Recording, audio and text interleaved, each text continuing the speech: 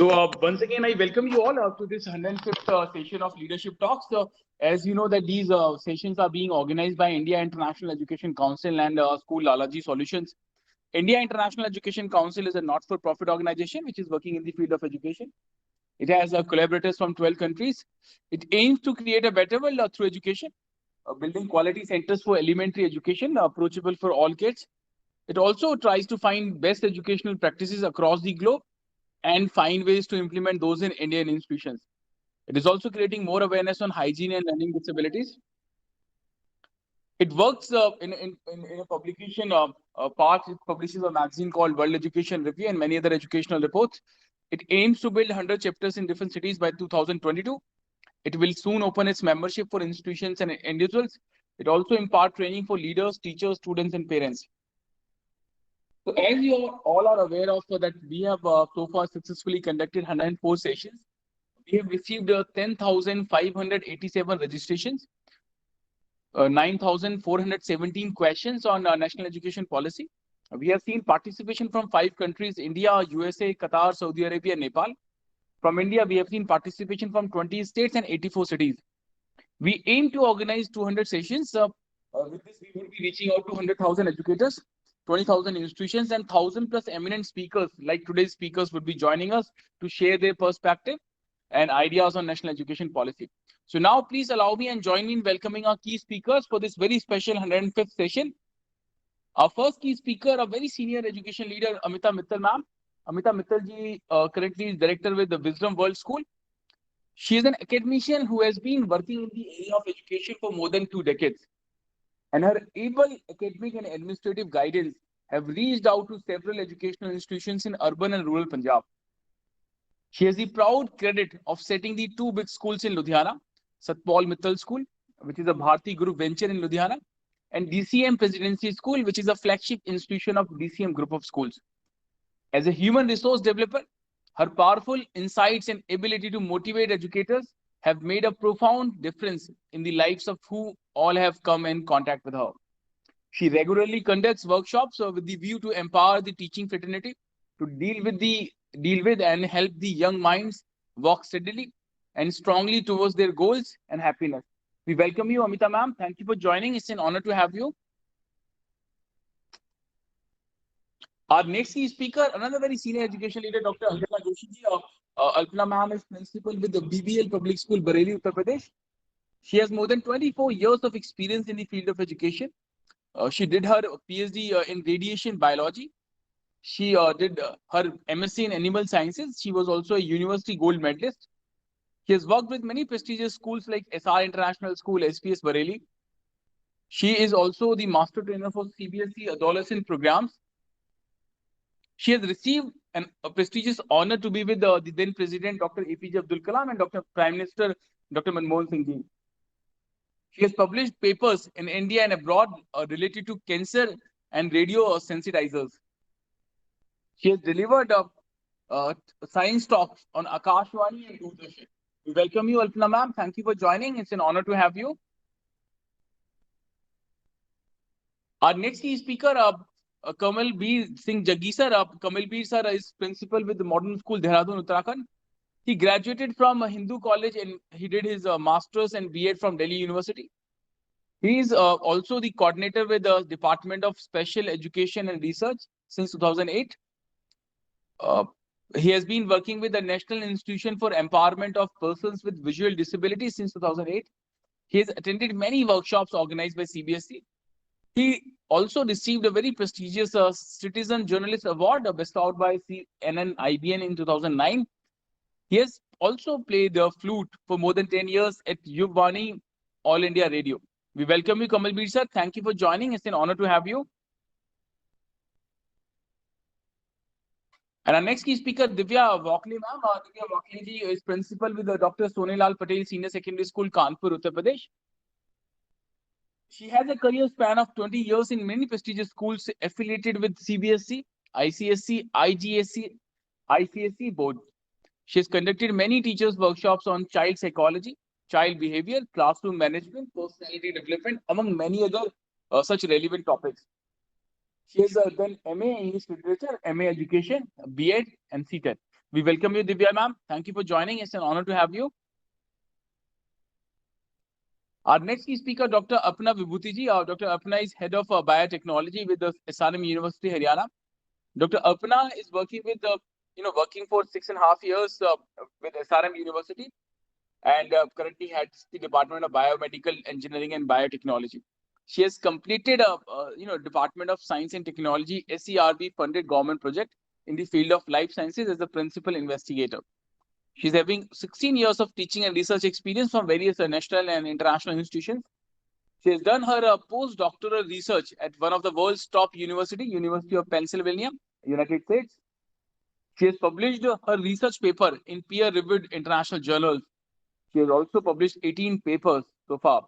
She is the member of Academic Council and also organized various national and international conferences. We welcome you, Arpana ji. Thank you for joining. It's an honor to have you.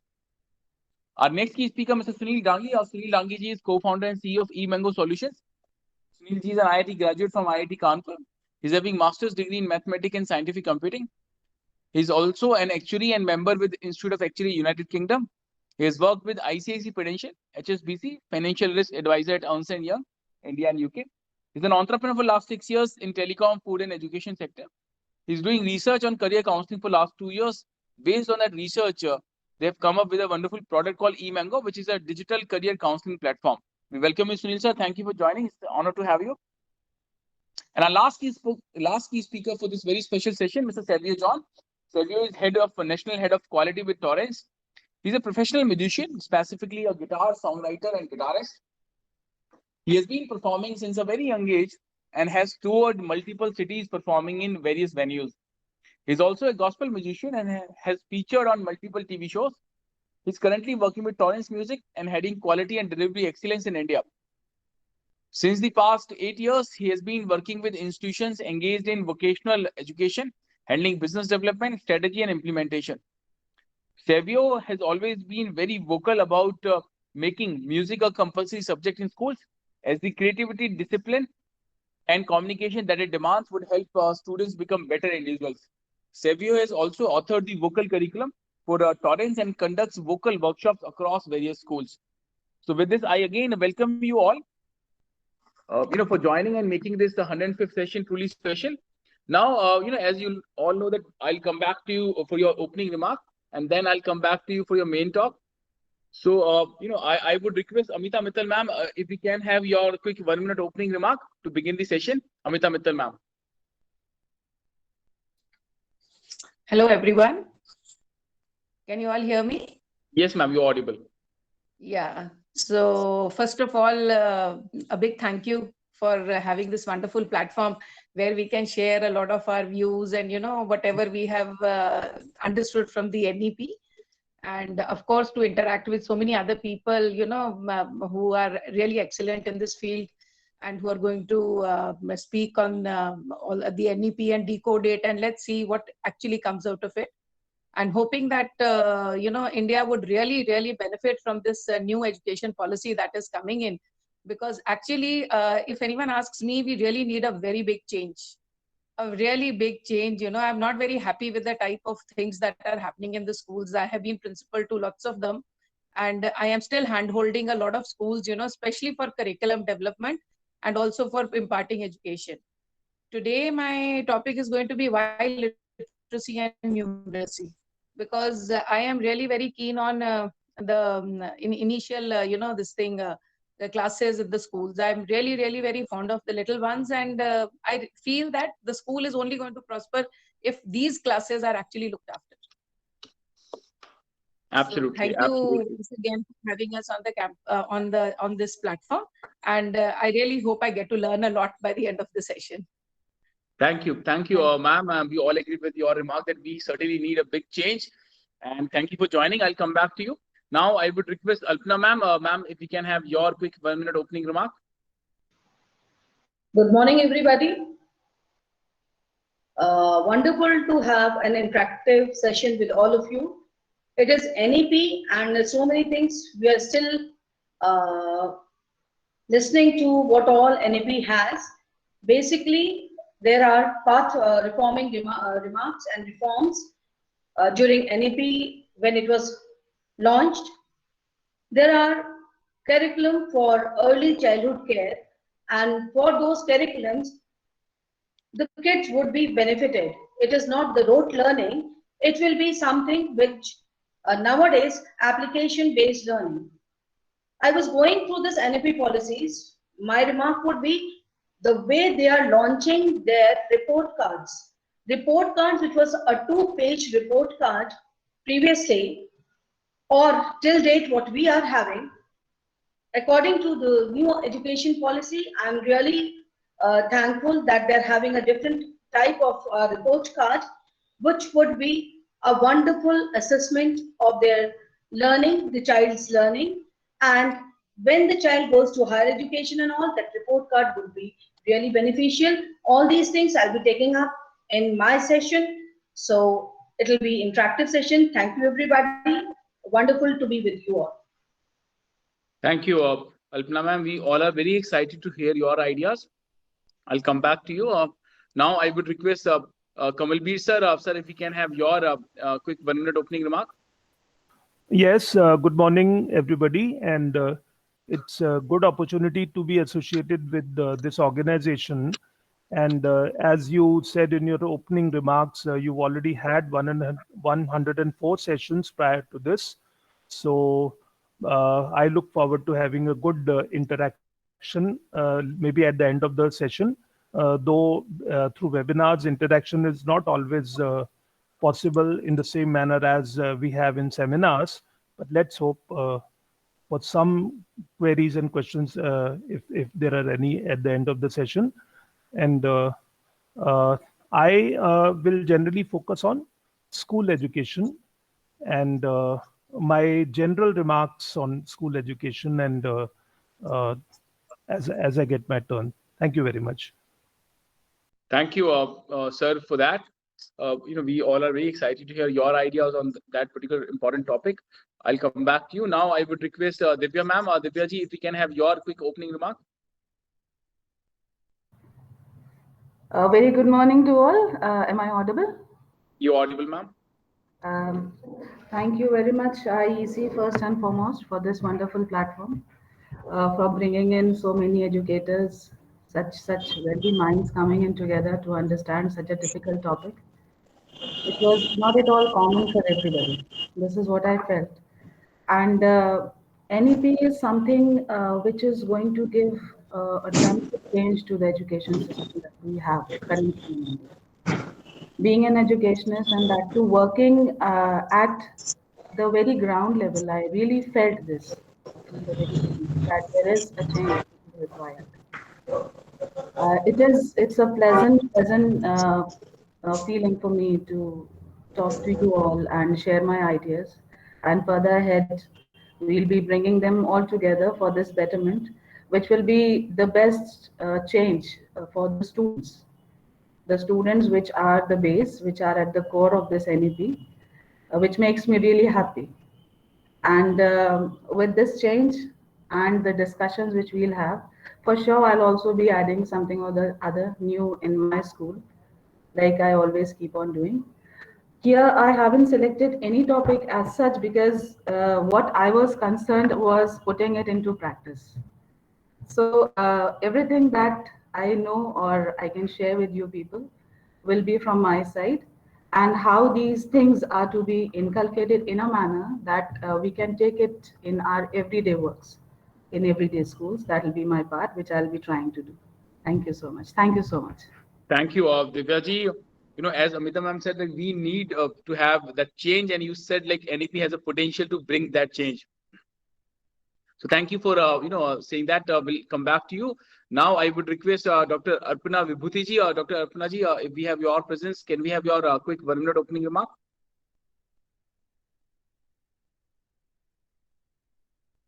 I believe Arpana ji yet to join. Sunil Dangi ji, do we have your presence? Okay, now I would request Savio. Savio, if we can have your opening remark. A very good morning to everybody. I'm really excited for being here on this session today. We are from the music fraternity. We promote music, and we provide an overall 360-degree solution for music. So I will be talking about how NEP has given a lot of importance to extracurricular activities, especially music, and like how they have mentioned the whole idea of music over 20 times in this NEP 2020. So I will be speaking on these lines. Thank you. Over to you, Rajulji. Thank you, Savio, and thank you all the speakers, all for sharing your opening remark. And with this, we come to the next part of this session, which is the main talk session. But before I invite our first speaker, for the main talk, I just would like to share the learnings which we have had during our last 104 sessions. During our last sessions, we received almost from every participant, every education leader said that this is a wonderful document. This document, National Education Policy, has a potential to place India at that coveted position of Vishwa Gyan Guru, if executed well. Almost every participant, every speaker said that execution is going to be very challenging. This is a very ambitious document, but we all need to embrace this document. We all need to find, some roadmap, some solutions in collaboration. Many school leaders said that, teachers training would be the greatest area of concern. Many school leaders talked about the lack of finance, the financial support. A lot of people also talked about the more control, at the part of government, even for the private educational institutions. Many education leaders, maintain that good schools in urban areas already doing all these, they are implementing these ideas. But the biggest challenge would be for the rural school, government school or budget school. So I would request you all that while sharing your interpretation, if you can also suggest some, some ideas, some, solutions which we all can try to execute in our respective domain. So that would make this, discussion more, I would say, meaningful and interactive. So now I would request the first key speaker, Amita Mittal ma'am. Amita ji, over to you. I would request all the speakers, the time limit for the main talk is 10 minutes. The maximum is 10 minutes so that we have sufficient time in the end for the questions. Right. So with this, Amita ma'am, over to you. Right. Thank you. And privileged to be the first speaker of the session today. And I wanted to put forward my points regarding the best part of NEP, which I liked, was literacy and numeracy. It's very important that foundational literacy and numeracy is actually the need of the hour. And plus, of course, and it's an urgent and necessary prerequisite for learning. Very, very important. Now, first of all, what are the expectations of the government? And they should be our expectations as well. The expectations are that over 5 crore children are into this group, and they are not actually literate if you really look at it. Children really, really fumble, with their reading context, of course, and plus the comprehension. I have seen children, even in class 4, and the principals will agree with me, who really, fondle with their problem sums in maths. And then they have problem with social studies, they have problem with science. So basically, it is not a problem with science or social science or with maths. The problem is the language. And the language is not acquired at a time when it should be acquired. It has to be acquired by the end of class 2, which is a mandate. Children have to begin reading at least by the time they go to class 2, and also comprehending the text. The same happens with the numbers. The numbers are a great, great challenge. I know it. Nowadays, I'm, taking care just at offhand, since I'm free from my duties of a principal. So I look after a few children, whom I see. And you were just talking about rural and urban schools. There's not much of a difference, believe me. Like, I live in Ludhiana. Even Ludhiana is a big, big city, and it's an industrial city. And even here in schools, we have lots of challenges. And one major challenge that I find here, the other day I was teaching one of these children. I'm just looking at what he was doing. And everyone has a different, set of curriculum for the playway. There are schools who would only count up to 50. There are others who would count only up to 100. And there are still others who would count up to 500. Can you imagine a child of UKG counting up to 500? It's not possible. And then there are children who are doing in UKG, they're doing an essay, written essay on myself, which is, again, orally, yes, they are doing it. It's understandable. So like that, there is no proper system of a curriculum that is happening in our play schools. Every play school is doing a curriculum on their own. So the expectations and so that is the reason, since we are over teaching the children at an age when they cannot understand anything. So this is happening. And that is why the rate of literacy and numeracy is so low. So first is that we have to, very, very important. First, let's talk of the expectations that, yes, we have to, by 2025, as the policy says, we must have our foundational literacy and numeracy in place. And the impact is going to be great. If we can achieve this, believe me, the education system in the senior classes will automatically improve.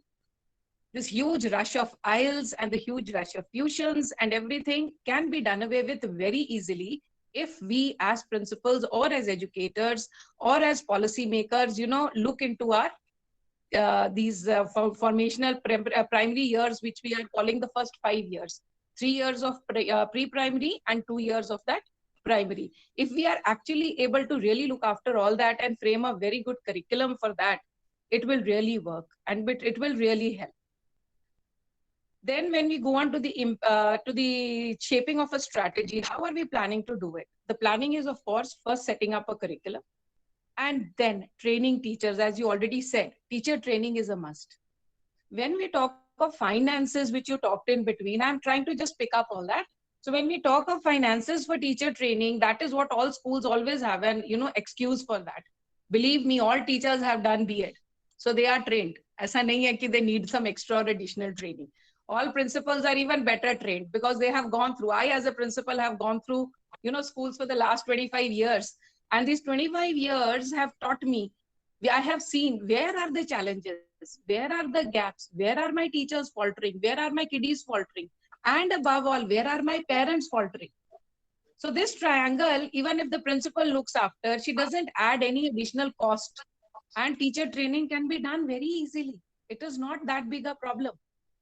The only thing is, yes, the bent of mind has to be there, that all this has to be put into place. Most of the time, we end up in schools ignoring the primary sections as well as the pre-primary sections. And pre-primary section is done up and, only to attract admissions. What is happening in that section is not looked after. And the most looked after sections are the middle section and the 10th to 12th sections. Why? Because they are going to give the results to the school and to the children. So all the focus goes into there. I don't know why. I feel, I remember when I joined my job way back in 98, 96 rather. And that was the time I realized I joined class 1 as a teacher. And I realized that class 1 is the best class, is the most important class. And the best teacher of the school needs to be in class 1, not in class 10, for sure. So this is very important. We need to restructure all this. If you look at it globally also, the teachers who are there in the pre-primary are the most well-paid teachers. And here we have it the other way around. So those are the teachers who are just looked. So if you, teacher training, everyone has talked about, but then teacher training can be done within the school. It is very, very easy. There is not a big problem. And secondly, that the teachers, the best teachers must be taken up in these primary classes. The biggest challenge is teaching children of 3, 4, and 5, I have seen in my schools. 6th, 7th, 8th does well because you get good teachers, you get postgraduates, and they are the teachers who only need to know their content. Teaching pedagogies and other things are very simple. All that has to be implemented actually in the primary school. So the biggest challenge here is good teachers and teachers who will really do well, and teachers who will understand most important, child psychology. So more than anything else, you have to teach teachers to understand child psychology. Please get that very clear. Teachers have to understand how a child learns, and that every child learns at a different pedestal. He learns at a different platform. He cannot learn at the same platform. And for that, of course, when you go into child psychology, you begin knowing your child. You need to know his background. You need to know what is happening at home. You need to know how the child is going to learn. Every child is very different. And it is our duty as teachers to put those children into the mainstream by the time they go to class 2. All these things can be put together if we have a very profound curriculum, and that profound curriculum is delivered very well. And you can have children at the same pace by the time they go to class 3, by the time they enter class 3. So the teacher needs to actually work out on her learning outcomes. Again, what's the policy talks of time and again. Learning outcomes are a must. What have the children? What are you teaching? How are you teaching it? Are you ready to take reflections of what you have taught? If you are, then well, you are the best teacher. You have to reflect on your teaching. It is very important. Reflections can be through meetings. Reflections can be through identifying the success of all the teaching practices that the teacher has followed and sharing them with others. It could be then after, once you have identified all these problems, then you go on to your remedies. How are you going to do remedial teaching with the children? And finally, your assessment tools. How are you going to assess the child? Children in this age group don't need to be assessed on marks. They don't need to be assessed only on what they reproduce on pen and paper. They can be assessed in many, many different ways. Some children are very good orally. Some children are very good in written. Some children are very good on the sports ground. Everything. So if we are talking of holistic development in NEP, we need to understand that the assessment tools for primary have to be very, very strong. That is the only place from where we can get into holistic development of the children. No holistic development, believe me, can happen once the child crosses class 5. It doesn't happen. All this, if it happens in a very early stage, it will really be wonderful. Like at one point, the focus on developing in the primary classes, the policy says social capacities, sensitivity, good behavior, courtesy, ethics, personal and public cleanliness, the most important part, teamwork, cooperation. If all these focus areas can be dealt with very, very crucially in the schools, the way we deal with 10th and 12th in the schools, I don't think that the policy will falter at any point of time. But the main focus will have to be given on the pre-primary and the primary classes. It is very, very important. And I am really in favor of this because it is here that we falter. When a child doesn't learn to read by class 2, and when he doesn't learn to his numerals, Indian system of numerals till by class 2, he never learns them. It's a big, big challenge for the teacher. It's a big challenge for the child. And it's a bigger challenge for the parent, who then runs pillar to post to make sure that his child actually learns something and he learns something worthwhile. So that is my major concern, that we'll all have to actually get together. And in this policy, whatever I have seen, everything else works in a school. What doesn't work is the pre-primary and the primary, and the main focus has to be given on the pre-primary and the primary, a very good curriculum, and making sure that that curriculum is followed and there is no varied curriculum. I mean, just the last thing I would like to share, where I see a child, I mean, I won't even want to mention the school. The child is not reading A, B, C, D, or first the teacher teaches him A, B, C, D, and then she tells him, no, where is fur? Where is ga? Where is her? Where is ja? And she's expecting the child, in LKG to actually learn all that. And that also in a stage when for 1 year he has not gone to school. So that is, the satire on our education in this pre-primary classes. So it's my biggest focus, and I really hope that we can do something about it. And Absolutely. I think I've taken my time. Thank you, Amita ma'am. We all agree with you. In fact, at India International Education Council, we are also creating a network of the play schools or primary schools, from the areas of rural background, or the budget schools. We are training their teachers. We are providing a lot of curriculum support to them. So I'll come back to you independently, and we'll see what we can do together.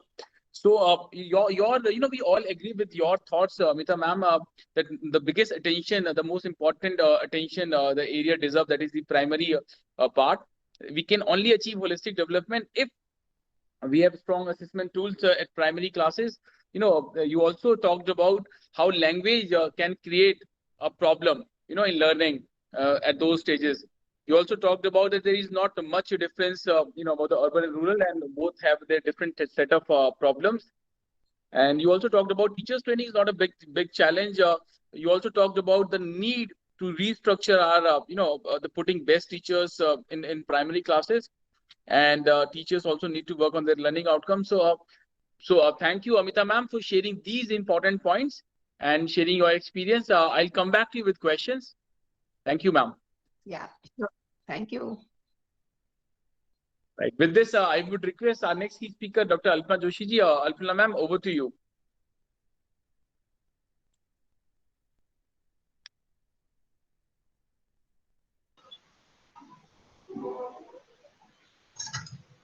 To start with NEP, it is something with 27 major heads, a broad topic to be covered. But if I divide these 27 major heads, it becomes 10 plus 10 plus 7. I take up the first 10, and this is all focusing on school education. If I take up the next 10, it is dealing with Uच्च Shiksha, higher education. And the 7, it is common, it is dealing with technology and online education. We talk of online education. The COVID has taught all of us, and all our teachers are well equipped.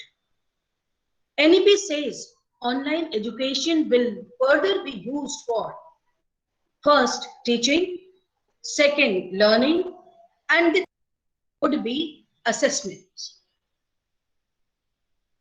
When I take up school reforms, we have path-breaking reforms.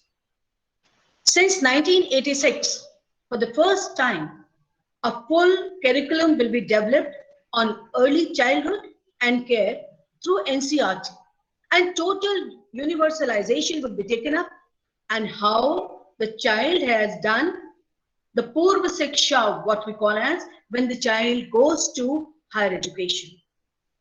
We talk of children of 3 to 6 years of age, a multifaceted curriculum which will be totally play-based, and learning outcomes will be taken out from that. Another one, 6 to 9 years of age, basically it will be taking up basic numeracy, and for this a national mission will be set up, and it will be totally tracked for the whole country. When we talk of the third reform, the change in the structure pattern of teaching, like at present we have 10 plus 2 pattern, and now it will be 5 plus 3 plus 3 plus 4. 15 years planning, and suppose I talk of 9 to 12. It is a child can offer or take subjects like physics with fashion designing, physics with music, physics with art education. All these subjects will be assessed at the same level. For the 3 to 6 years, foundational literacy and numeracy skills will be judged. 8 years, it will take up experiential learning, and it would be a multidisciplinary approach. From class 6, coding will be taught.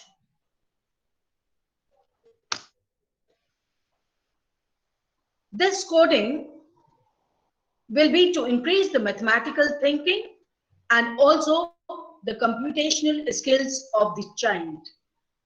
I would also say that internships are going to start. For the internships, the children will go bagless. The child will be visiting the areas, local craftsmen.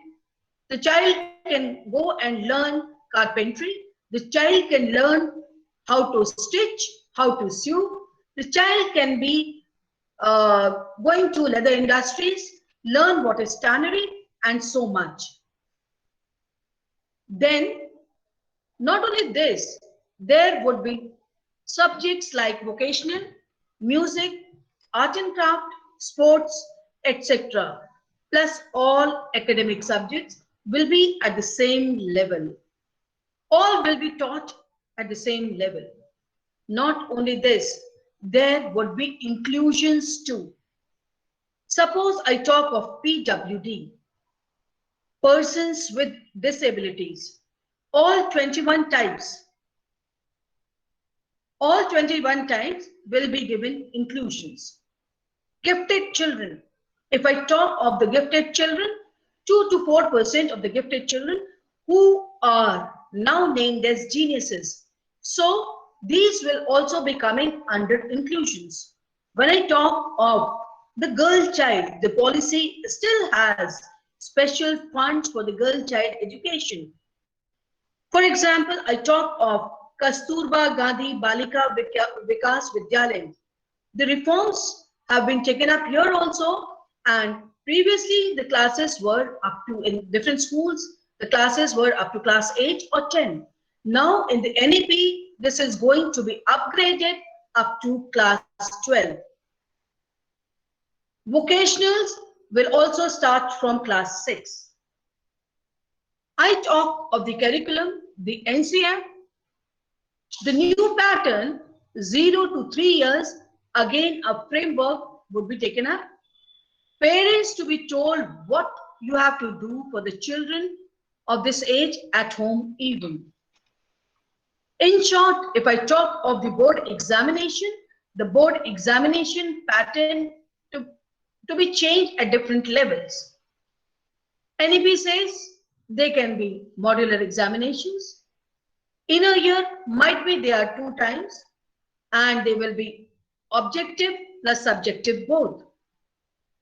It will be judged how the child applies the knowledge, and knowledge application will be tested, not rote learning. Shiksha ka madhyam up to class 5, it would be in Matrabhasha even. I was discussing in my first note about the report cards. Presently, we have a 2-page report card. Now, the report card would be such that first the child will evaluate himself. Second, his or her friend will evaluate. Third, teacher would evaluate the child. And that report card could be taking up 15 to 30 pages. Every year, every life skill will be monitored. This would be a great advantage for AI. In short, if I want to say, 15 साल के बच्चे का कच्चा चिट्ठा उस report card में लिखा होगा. Not only this, for the learning outcomes, certain policies will be made which would be tracked properly.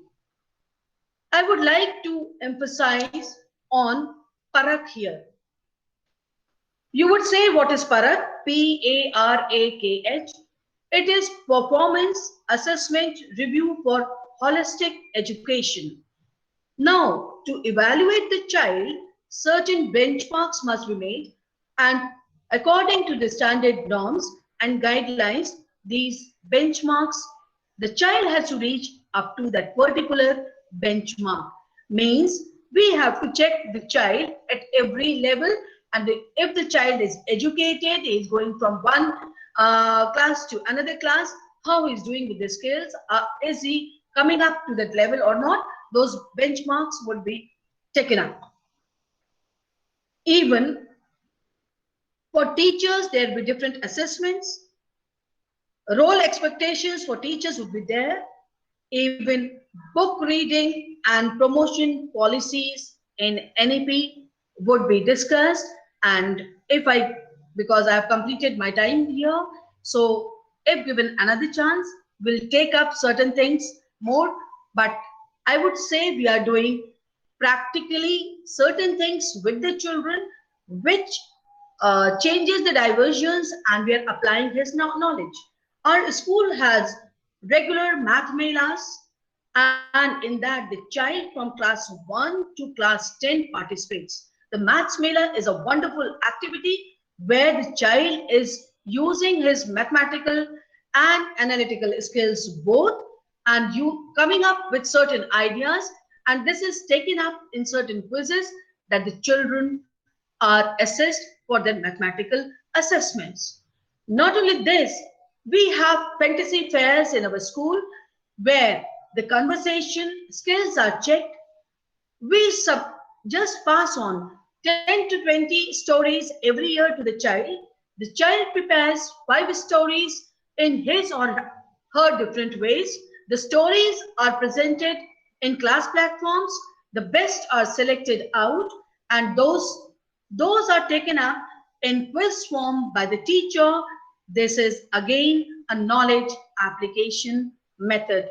So all those who are attending this lecture, my time is short now. So thank you for hearing me patiently. Next time, whenever we meet, we will discuss much more on these type of learning, and it is a wonderful platform which has been given to us. Thank you, everybody. Thank you, Alpana ma'am. And you talked about these very important highlights of NEP. You talked about how NEP promotes experiential learning and it would create an impact. You also talked about that focus on coding, which has been given in NEP, from 6th standard. That will improve computational skills among our kids.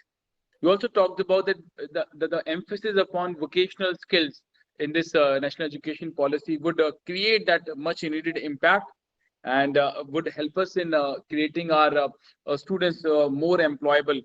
You also talked about initiatives and important areas of NEP like Parakh, how it would help us in setting benchmark. And in the end, you also shared the wonderful activities which under your leadership, your school is running, like math melas or fantasy fairs.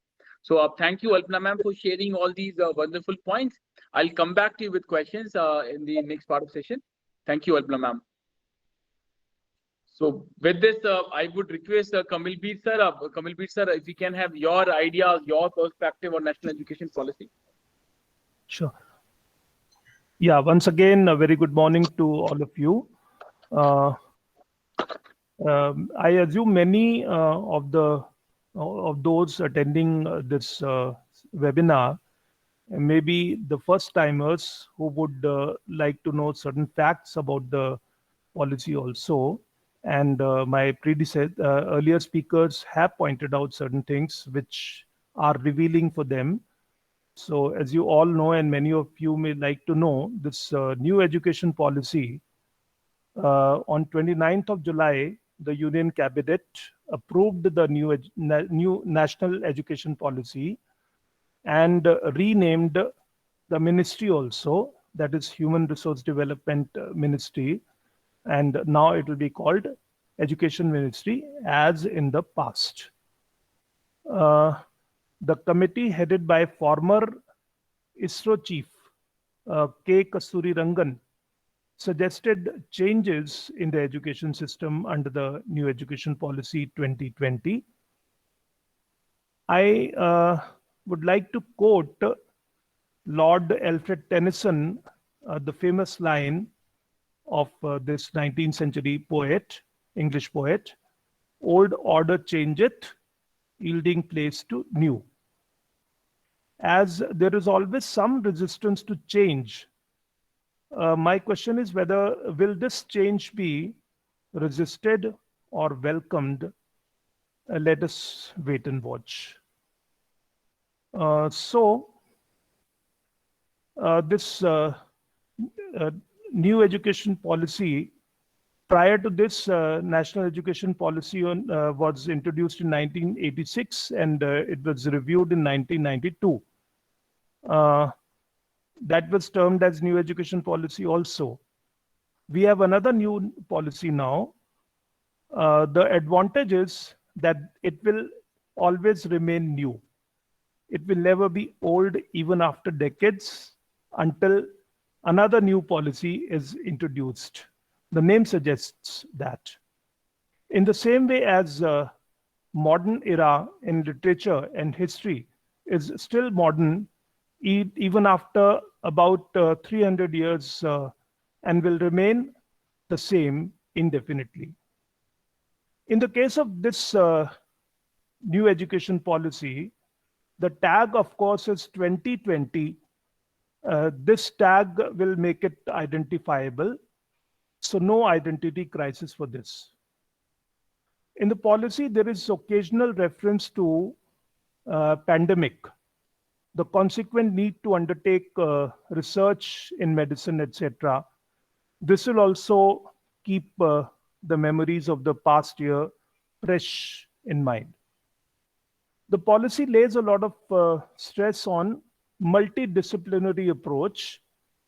The emphasis is also there on local language use in teaching learning. But availability of material in local languages may pose a lot of problem. And this, of course, is going to be a challenge to look for. So a systematic time-bound plan for developing teaching learning material in different local languages for various subjects will have to be worked out. My own experience of working in the field of special education reflects that abundant material is available in English, both by foreign authors as well as Indian authors. Material is scarce in Hindi and other Indian languages.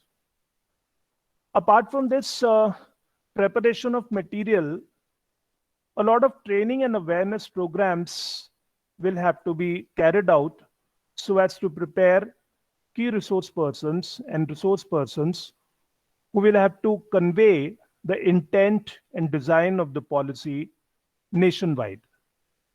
Although states, of course, have a choice to go for the implementation or not, as education is a state subject. The practicality of programs can only be visible after the policy is implemented by states. The policy intends to make students away, take students away from the culture of rote memory and also the coaching center culture or tuitions. Very ideal, very idealistic. I hope it does not appear to be a mere wishful thinking. This is something which has always been condemned but never done away with. Frequent and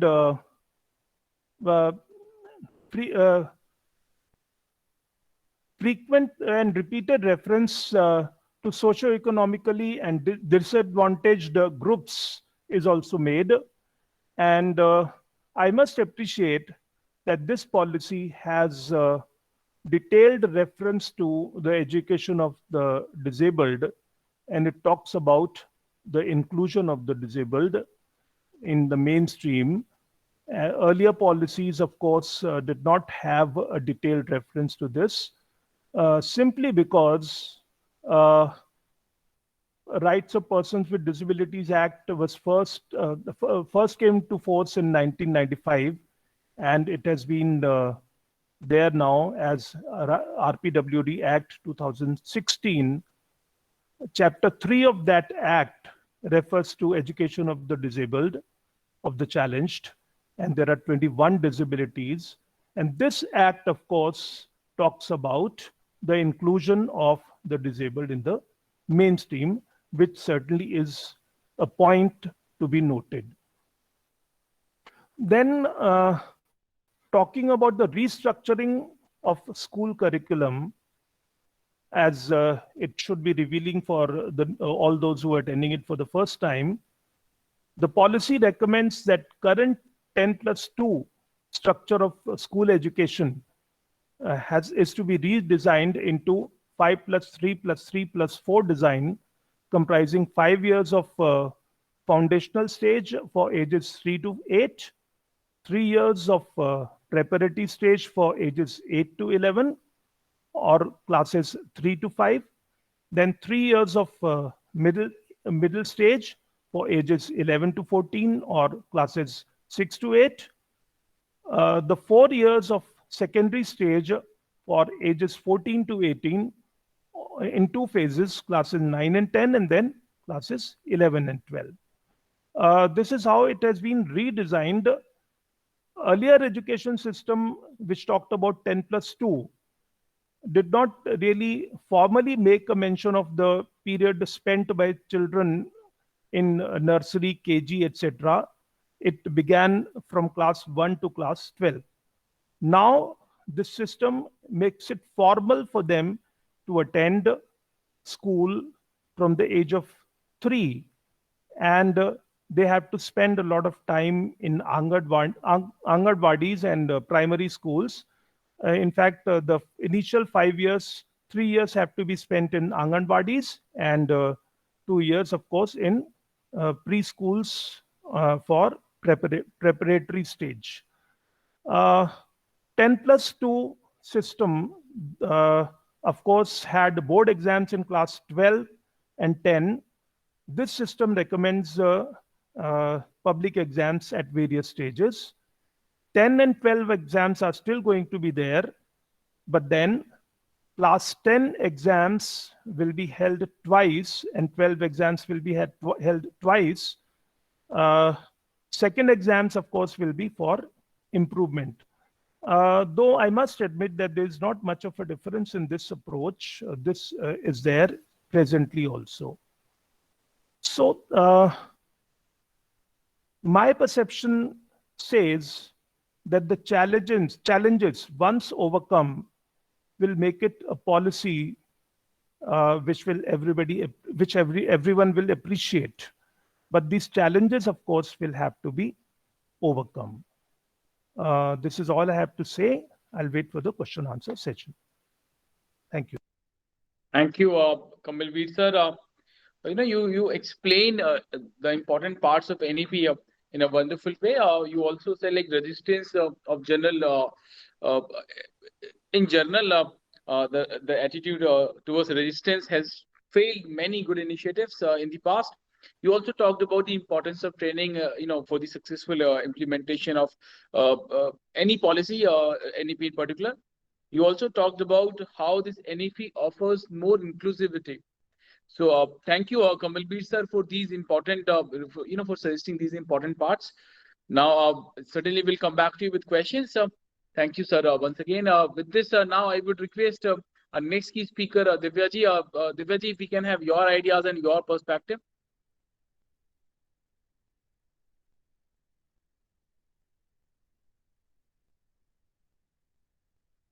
You are on mute, ma'am.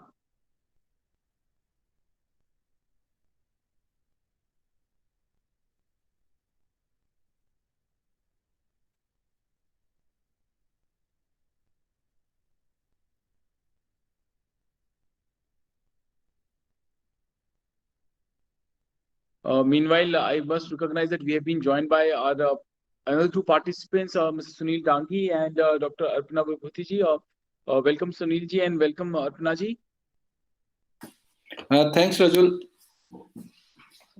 Thanks, Raju. Welcome, sir. Welcome, ma'am.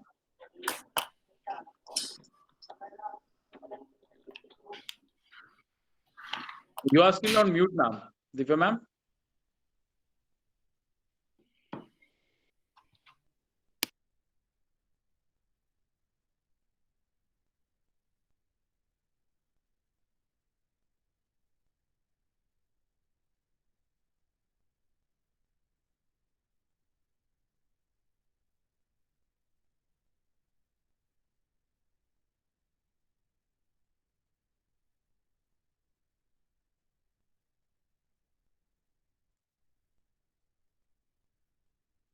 So meanwhile, I'll just, Divya ma'am joins us. I have a question for Amita ma'am. So Amita ma'am, how do you perceive the future of these play schools in country? The play schools, one thing, of course, is that the play schools will have to become now more education centric. Presently, I mean, what I see in our urban cities are play schools are, a big showcase. And they are ending up just preparing the children for the bigger schools, getting very good, it's a race for them that they have to give their children to the best of the schools in the city. And a good play school is labeled, with naturally there are 2 or 3 of them, and they are the ones who charge exorbitantly. And then they are preparing the children just for the schools. Main schools. And I used to interview lots of these senior schools, the children coming from the play schools. And yes, a lot of these schools prepare the children very well, and a lot of them don't do anything much. There's a mixed response in all that. But yes, there are children who cannot go to a big school at the beginning. They need a Right. preschool. There are children who are very meek, who are very timid, and they get lost in that huge environment of a big school. So I remember when I used to interview children, there were many parents whom I used to tell who wanted to put their child in my school into nursery. But I used to suggest to them that your child still needs a very warm environment. You cannot do away with that cozy environment of a play school. There are children who will need it. So preschools should go on in the country. I don't see why. Why not? Right. And because the training which they can give, a bigger school cannot do what we may. A big school cannot provide that kind of environment. So Absolutely. praise should Absolutely. be, yeah. Should be there. So the one Very big, much should be there. right, Because there right. are Thank you. children, I am children focused. I am child centric. Yes, So there and are children who need that these too, the books. primary child, that it's quite visible. Your thrust is, around that area. The kids, and we all agree with that. That's the most important part of any, our students' life. In fact, the one, big achievement this NEP has already achieved. It has created that mass awareness about the importance of those early years. So now Yes. everyone is talking about it. Anyway, Right. I'm very Right. happy about it. Very happy. Yes, absolutely. We are. And We I all would are. really Thank love to you. work towards implementing this, into schools with teachers. It'll be Yes. great if we can actually get into it and do it. Absolutely. Absolutely. Right. So, so Divya ji is back here. Divya ji, over to you. Yeah, thank you. Am I audible now? You're audible, ma'am. Yeah, it was a technical glitch. I'm so sorry for that. Kept you waiting. Thank you, Mr. Pratap.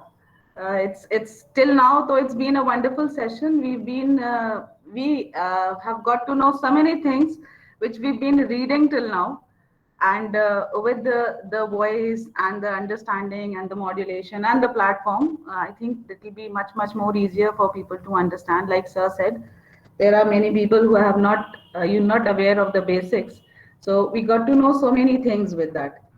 Here, if I talk about myself as an educationist, I would actually like to tell that NEP was something which has given me uh, things on paper. I have been a person from the very beginning who is into this understanding that we need to change the system in a manner where education is easy to understand. Like ma'am said that it's always difficult for the toddlers, for those small kids to understand things at a level, because our curriculum is designed in a manner where the understanding is just at a very high level, where we tell the teachers to do particular things and the teachers have to do it just because they've been told to. Their own understanding is not added to that curriculum which is handed over to them. Here, when we talk about putting it into practice, the curriculum and the pedagogy, I firmly believe that it is the teachers who take the idea to the classrooms. They teach the students.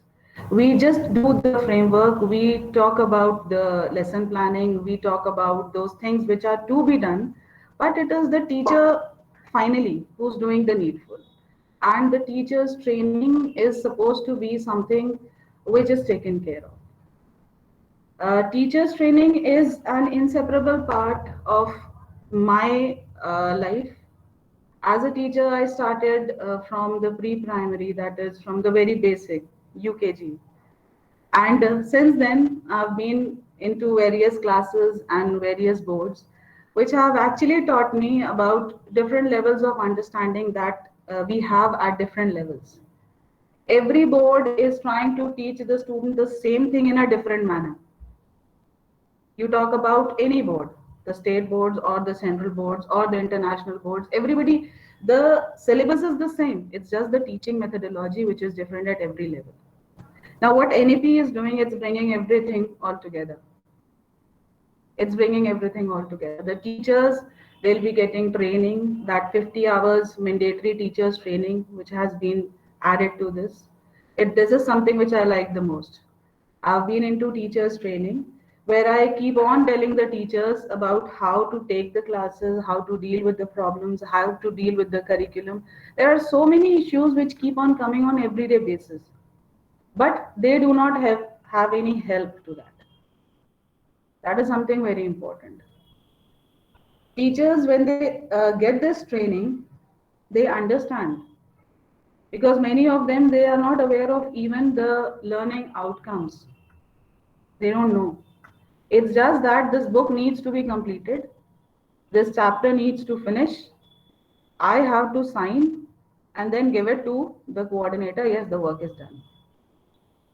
This is a very big problem in our schools at our level. It's not just the teachers, the parents also want the same to happen. Parents, they come to me saying that this book was there, which was prescribed by the school. It had these many chapters. And yes, there are 3 to 4 chapters which the teacher has not yet taught my child.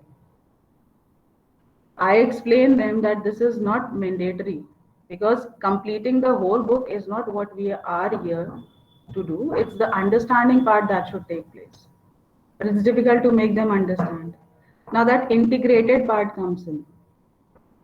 The NEP talks about the integrated curriculum, and then with that integration, we can bring all these 3, 4, 5 chapters together and make it easier for the child to understand. That is again which I actually liked.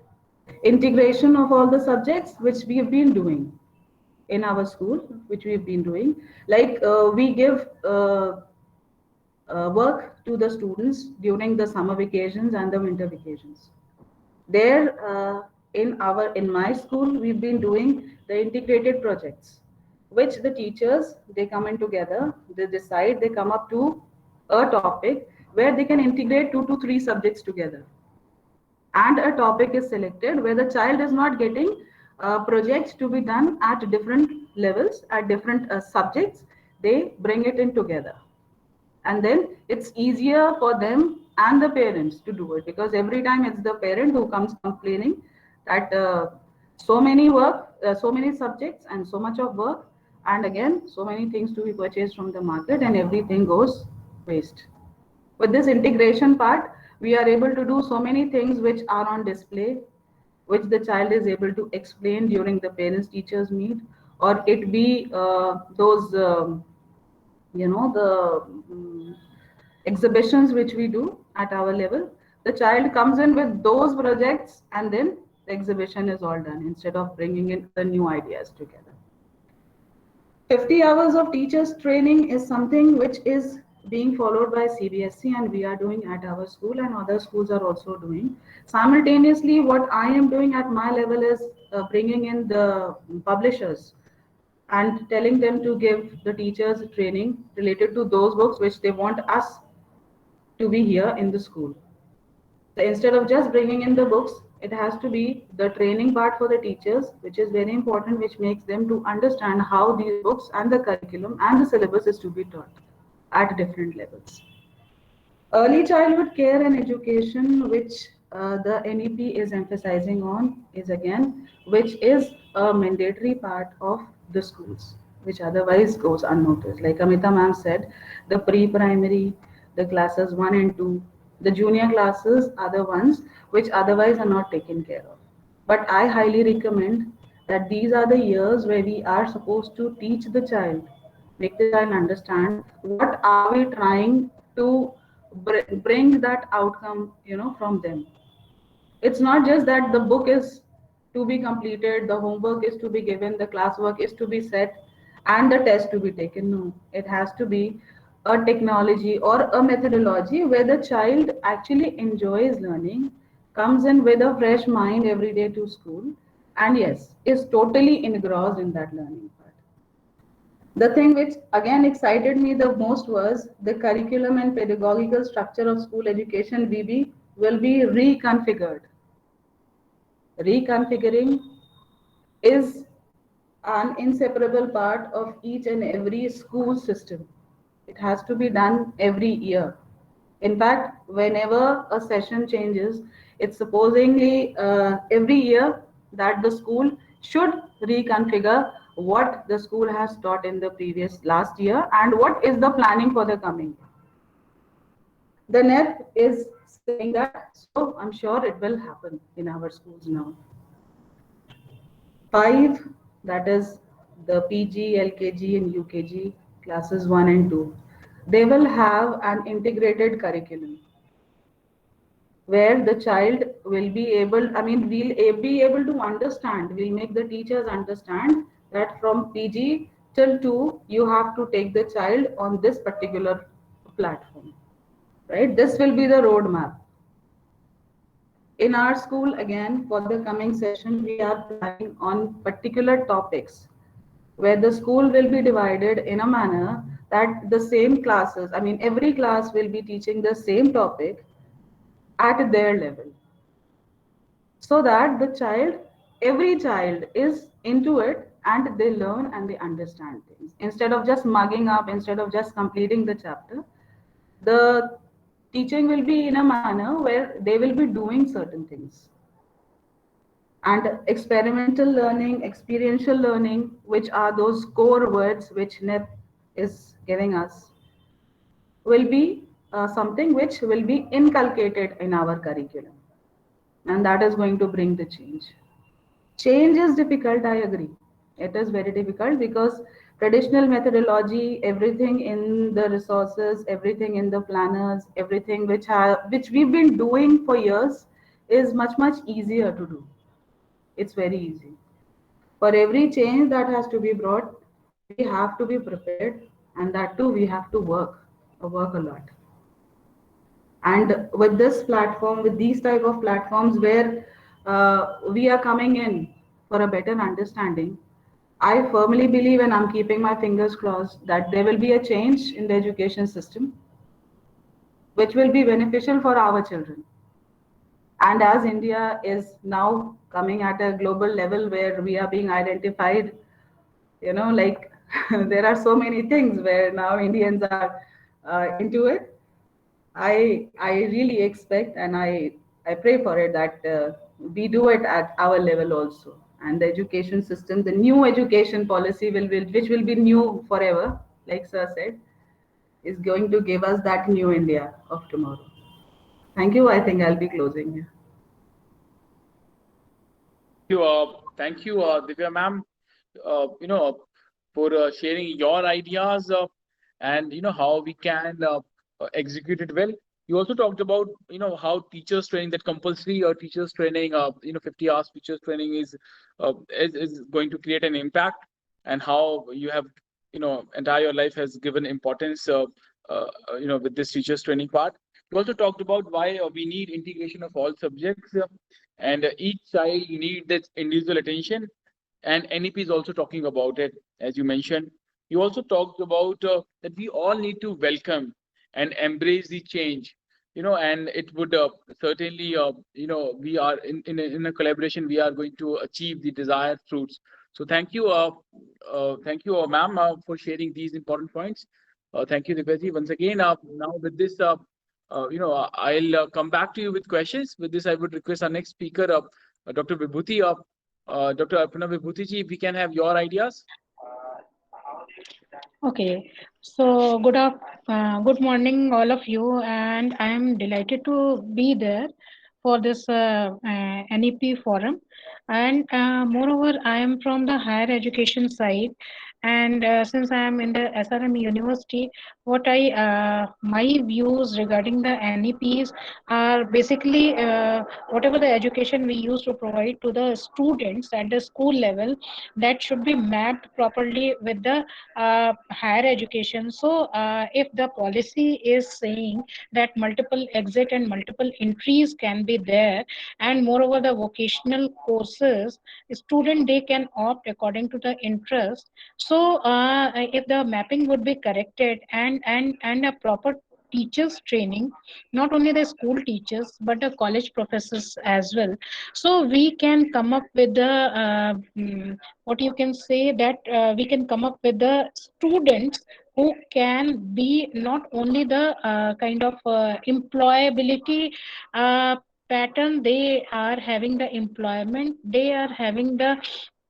jobs according to their interest and according to the futuristic goal.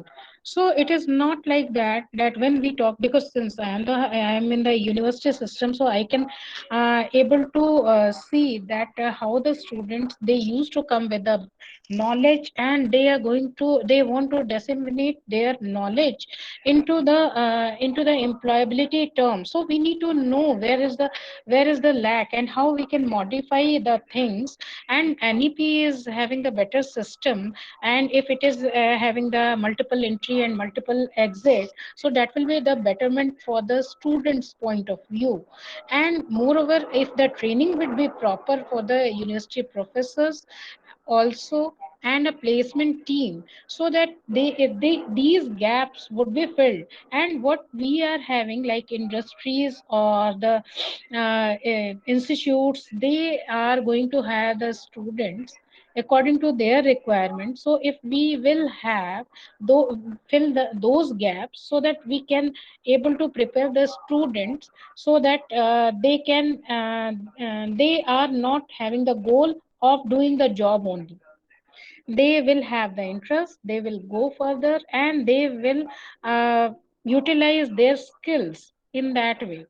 So, with these are the few points, like the training. First one is the training of the teachers, that is very much important. And moreover, students, they will come up, they are going to come from the school to the higher education.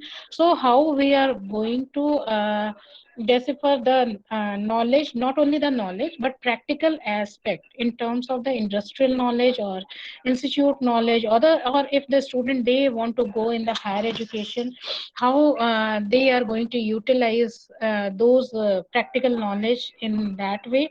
So that it is not like because NEP that is saying that we won't we are going to map each and everything, so that a student that is not only from the three backgrounds, like science or commerce or the arts, they that won't be there, the only the three backgrounds. So anyone can come from anywhere, and they can choose according to their interest. So in that way, it will be better for the student. In that way, it will be better for the institution. That way, it will be better for the nation as well.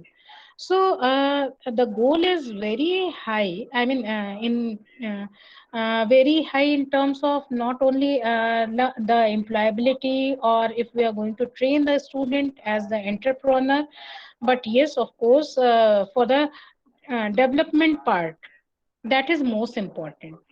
So that is my view. So if we are able to train the people who are going to implement the policy in the successful manner, then only we can achieve the goal. So that is most important, to train, to give the training to the teachers or to the higher education teachers.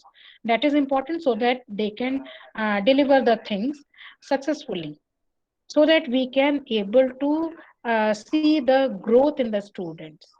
So that is my view. Thank you, Rajul. Thank you, Arpana ji. Absolutely, absolutely. These are very important parts. So, with this, now I would request Sunil Dangi ji. Sunil ji, if we can have your ideas, your perspective.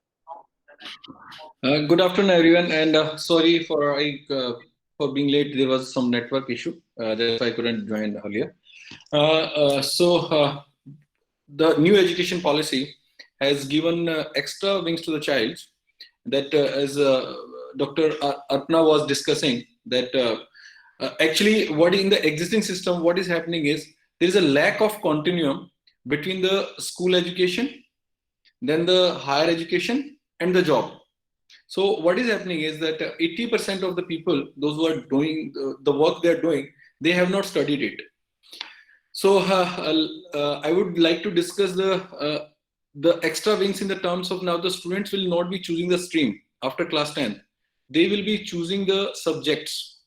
And thereafter, even in the higher education, a person will have, there will multidisciplinary universities will be there.